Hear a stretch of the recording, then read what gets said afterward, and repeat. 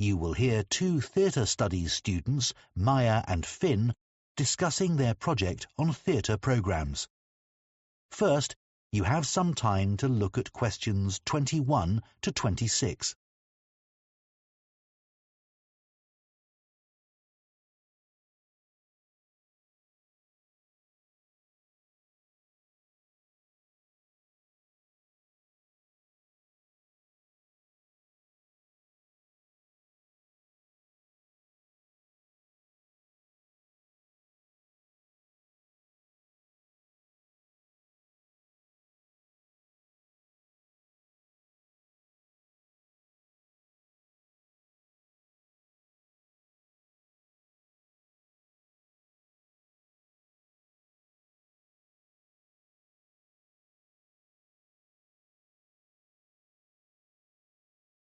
Now listen carefully and answer questions 21 to 26.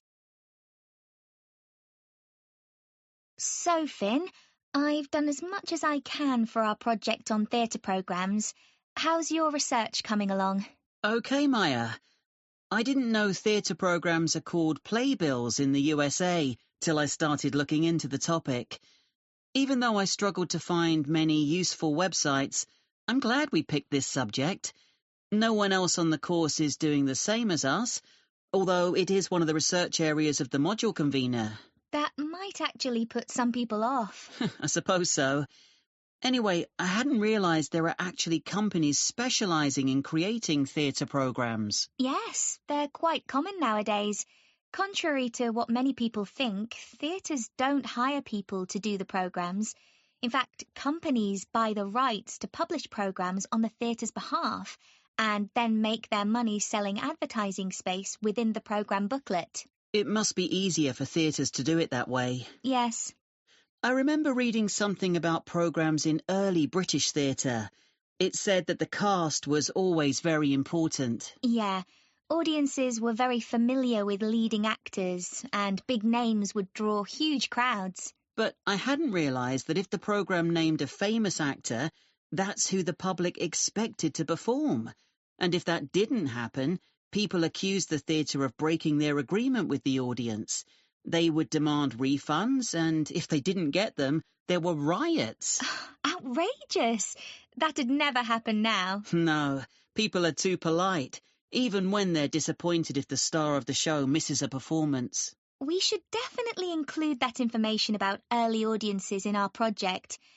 I also think it's important to mention that lots of ordinary people at that time were illiterate, so theatre programmes were of limited value in advertising plays. When a company of actors arrived in a town, they'd parade around the streets in their costumes, beating drums and announcing their upcoming performances. Interesting. I couldn't imagine that happening now either. There's also an interesting comparison to make between 18th and 19th century programmes.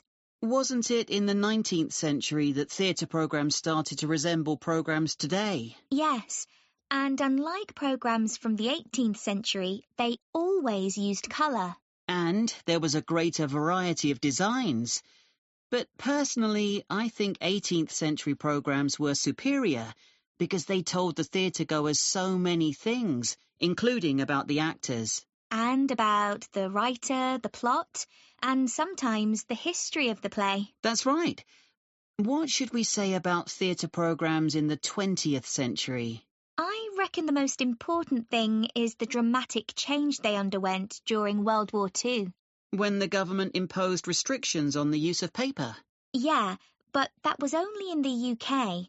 In the USA, programmes, or rather playbills, continued to be published in the same format. While here in the UK, programmes became merely a single sheet of paper folded to create 4 pages for text.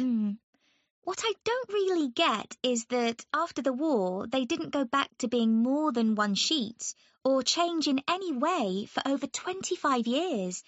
I know there were paper shortages after the war, but only for 5 or 10 years. Strange. Before you hear the rest of the discussion, you have some time to look at questions 27 to 30.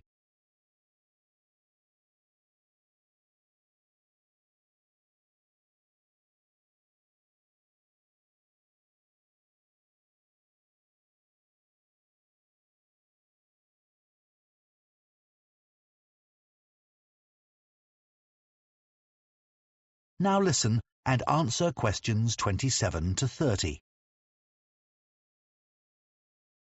I've got some pictures of programmes we could include on the slides for our presentation. I found a couple too, Maya. Let's go through and see what we think. This is an old one for a play called Ruy Blas. Never heard of that. But the programme looks very decorative. Good enough to put in a frame on the wall. The images are just beautiful. Finn, what did you find? I've got some pages from a programme for Man of La Mancha. I thought this was a good programme to show, not because of the pictures, but because it contains articles written by members of the theatre company. So we can learn how the production was created and the thoughts and feelings of the cast. Good. I've got a copy of a programme that's now in a museum.